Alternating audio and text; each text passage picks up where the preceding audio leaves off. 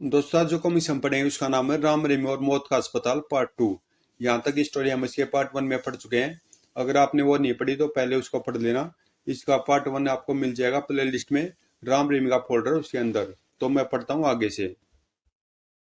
रहीम जैसे कोठरी में पहुंचा, धर्मा गुर्राया। अब अपने साथी के साथ यहीं अपनी मौत का इंतजार करो, हा हा हा। हंसते हुए धर्मा ने दरवाजा बंद कर दिया और वहां से चल पड़ा। दरवाजा बंद होते ही रहीम धर्मा के सम्मोहन से मुक्त हो गया। वास्तविकता का आभास होते ही रहीम राम को फर्श पर लिटाकर उसे होश में लाने का प्रयास करने लगा। राम होश में आओ, राम होश में आओ। जल्दी राम को होश आ गया। हम कहाँ हैं रहीम? हम अस्पताल में एक कोठरी में कैद है। हमें यहाँ कैद करके धर्मा फरार हो गया है। ओह, यह तो बहुत बुरा हुआ। हमें तुरंत यहाँ से निकलने का प्रयास करना चाहिए। परंतु काफी कोशिशों के बावजूद उन्हें अपने प्रयासों में सफलता नहीं मिली। अब क्या होगा राम? यहाँ से बाहर निकलना मुश्किल नजर आ रहा है। हाँ, दरवाजा भी कितना मजबूत है कि ताकत के बल पर तोड़ना मुश्किल है। और राम के कहते दोनों कैद से निकलने के प्रयास में जुट गए थे। अभी राम की बात समाप्ति हुई थी कि अचानक उनके कानों में विचित्र सी आवाजें सुनाई देने लगी। ची ची। ओ, ये कैसी आवाजें सुनाई दे रही हैं? तभी सुराग से चुहोगी फौज कोठरी में उमड़ पड़ी। ची ची। ओ हे भगवान! रामगढ़ चूहा फौज को न रोका गया तो वे हमारी बोटियां नोच खाएंगे। रहीम, तुम अपनी शर्ट उतार कर सुराख बंद कर दो। मैं इन चूहों से निपटता हूँ। कहने के साथ ही राम ने अपने जूते की अड़ी फर्श पर दे मारी। दूसरे पल जूते की टोक पर चाकू उभर आया। इधर रहीम ने दीवार का छेद कमी से बंद कर दिया और इधर राम चूहों का खात्मा करने में जुट गया। ची ची। देखते देखते राम ने कई चूहों को ठिकाने लगा दिया। ची ची।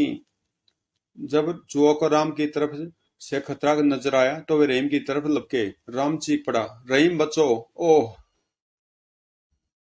ठीक तभी दरवाजे पर आट हुई, इससे पहले कि राम रहीम कुछ समझ पाते। दरवाजा खुल गया और इंस्पेक्टर खान सिपाहियों के साथ दंडनाता हुआ अंदर दाखिल हो गया।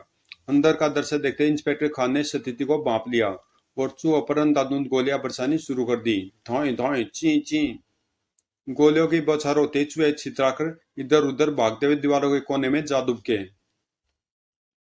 खतरा टलते इंस्पेक्टर खान अपने सिपाहियों और राम रहीम के साथ कोठरी से बाहर निकलते हुए बोला, मुझे तो सपने में भी उम्मीद नहीं थी कि यहाँ आप लोगों से मुलाकात हो जाएगी।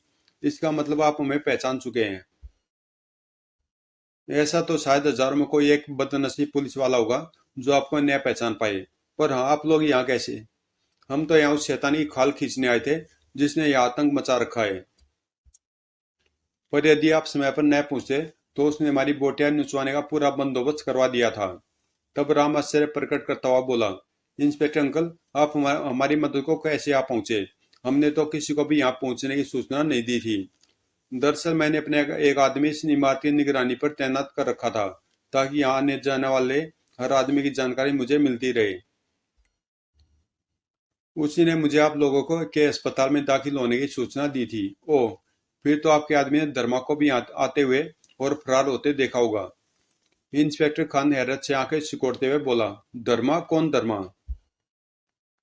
तब राम सारी बात विस्तार पूर्वक बताने के बाद बोला, अब उसका जल्द से जल्द गिरफ्तार होना बहुत जरूरी है।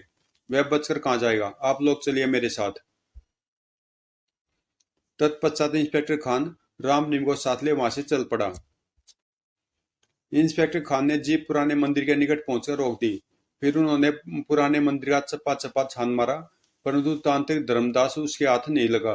अतः इंस्पेक्टर खान निराश स्वर में बोला, लगता है धर्मा यह इलाका छोड़ गया है। नहीं इंस्पेक्टर अंकल, जब तक वह अस्पताल में गड़ी दौलत हासिल नहीं कर लेता तो यह इलाका छोड़कर नहीं जा सकता। आप अस्पताल में गड़ी दौलत निकलवाने का प्रबंध कीजिए। धर्मा वह दौलत हासिल करने वहां जरूर आएगा। ठीक है, मैं खुदाई का काम अभी शुरू करवा देता हूँ। लगभग 1 घंटे बाद अस्पताल में फर्श की खुदाई का काम शुरू हो गया। अस्पताल के अंदर व बाहर सशस्त्र सिपाहियों का सख्त पहरा लगा दिया गया था। सुबह से शाम हो गई, लेकिन किसी प्रकार की कोई अप्रिय घटना नहीं घटी। राम रहीम भी वहां मौजूद थे।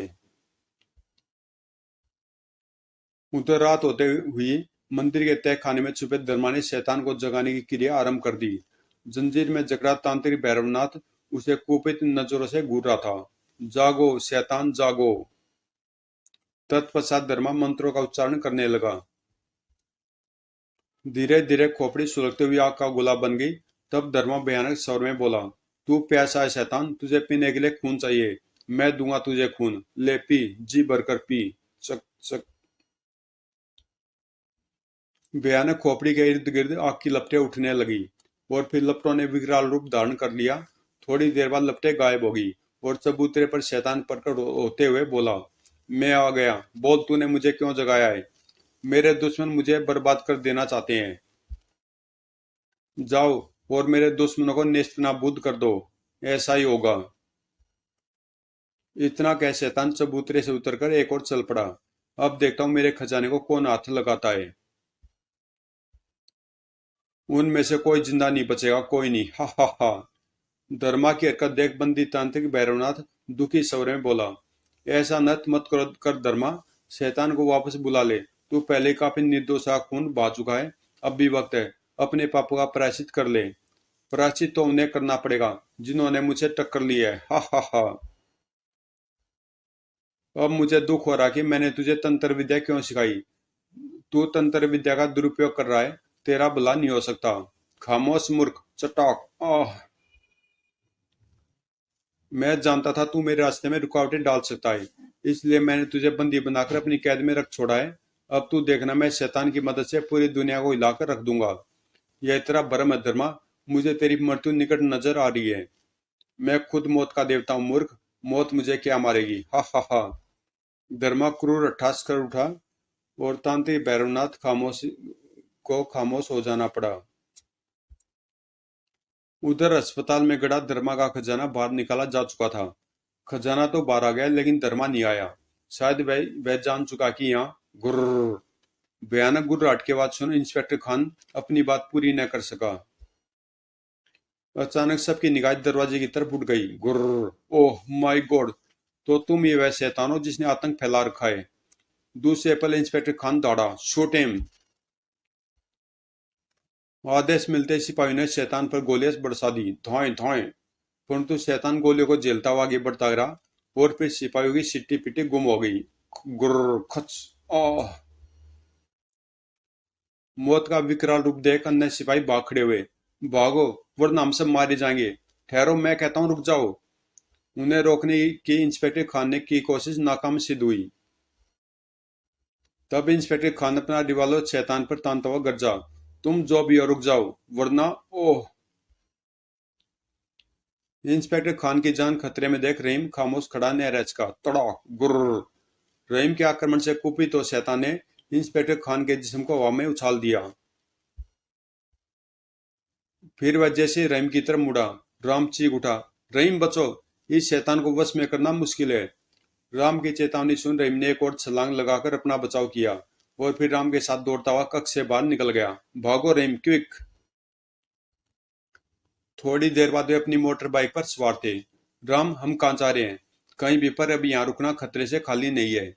कहने के साथ ही राम ने मोटर बाइक दौड़ा दी। लेकिन अभी वे कुछ ही दूर गए थे कि चौक पड़े। शैतान उनके सामने खड़ा था। गुर्र। ओह, अब क्या होगा राम? घबराओ नहीं, जल्दी कुछ करो। और फिर राम ने एक्सीलेटर घुमा दिया। मोटर बाइक हवा में तैरती हुई शैतान से जा टकराई। ठक।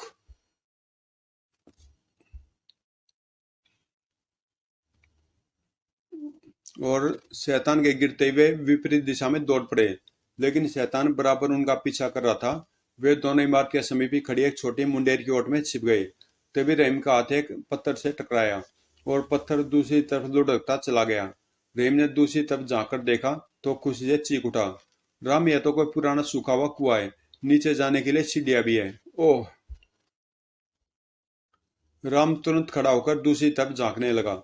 अचानक एक विचार उसके दिमाग में कौंधा, वो न हो इस कुएं में जरूर कोई गुप्त रास्ता है। धर्मा यहाँ आने जाने के लिए उसी रास्ते का प्रयोग करता रहा होगा, तभी वह किसी को नजर नहीं आता। उस रास्ते से हम न केवल धर्मा तक पहुंच सकते हैं, बल्कि शैतान से अपनी जान भी बचा सकते हैं। इस विचार के दिमाग में आते राम रहीम के साथ कुएं में उतर गया।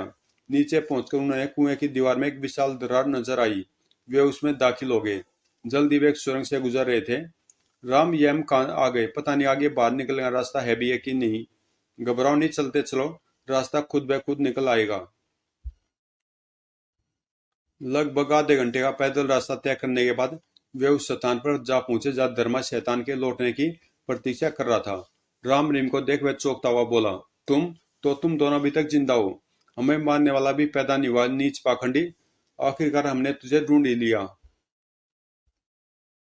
लेकिन तुम लोग मेरा कुछ नहीं बिगाड़ सकते। शैतान तुम लोगों को ढूंढता हुआ यहाँ पहुंचने वाला होगा। हा हा हा। तभी शैतान की गुर्राहट की आवाज सुनाई देने लगी। गुर्र। लो, तुम्हारी मौत आ पहुंची है। तुम लोगों के यहाँ से बच निकलने का कोई रास्ता नहीं है। हा हा हा। ठीक है, अब हम तेरे शैतान को ठिकाने लगाने के बाद ही तेरी खबर लेंगे। तभी भैरवनाथ बोल उठा, नहीं बच्चों, तुम लोग ताकत के बल पर उस शैतान का कुछ नहीं बिगाड़ सकते। राम रहीम ने चौंकते हुए भैरवनाथ पर नजरें गड़ा दी। आप कौन है? मैं इस दुष्ट धर्मा का बदनसीब गुरु भैरवनाथ हूँ। इसने मुझे यहाँ बंदी बना रखा है। हा हा हा।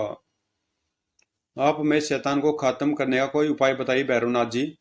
इस शैतान की मौत सिर्फ महादेव के उस त्रिशूल से ही हो सकती है जो धर्मा के हाथ में है। तांत्रिक भैरवनाथ की बात सुन धर्मा गुस्से से भरकर बोला, कम वक्त, मैंने तुझे अब तक से इसलिए जीवित रखा था क्योंकि तू मेरा गुरु था, पर अब मैं तुझे जिंदा नहीं छोड़ूंगा। कहने के साथ ही धर्मा ने त्रिशूल भैरवनाथ के सीने में घोंप दिया। ओह।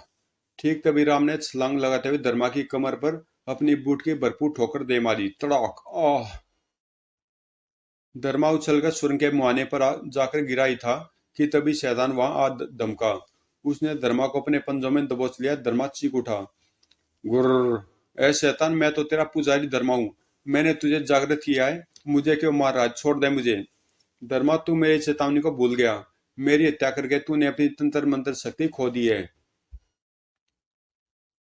अब शैतान तेरे वश में नहीं है। तू अपने कर्मों के हाथों अपनी मौत मरेगा। मैं तेरे हाथ मरकर भी जीत गया और तू हार गया। आह। कहते कहते भैरवनाथ ने ओले से कराया और फिर उसकी गर्दन एक तरफ लुढ़क गई। वह मर चुका था। उधर शैतान ने धर्मा की गर्दन मरोड़कर उसके मर्द शरीर को जमीन पर पटक दिया। गुर्र ठक। फिर वह रहीम की तरफ बढ़ने लगा। रहीम को हतप्रभ अवस्था में खड़े देख राम चिल्लाया, रहीम, होश में आओ। त्रिशूल भैरवनाथ के सीने से निकालकर शैतान के सीने में गोप दो। ओह। राम के शब्दों ने रहीम को जैसे गहरी नींद से जगा दिया।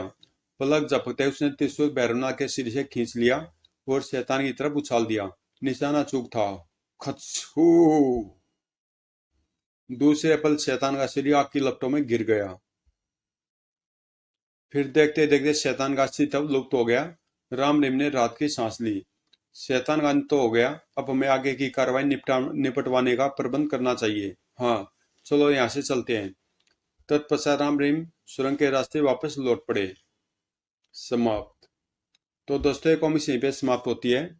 इसका प्रिंट खराब था थोड़ा, लेकिन फिर भी मैंने पढ़ दी। तो मिलते हैं किसी अगली कॉमिक्स में।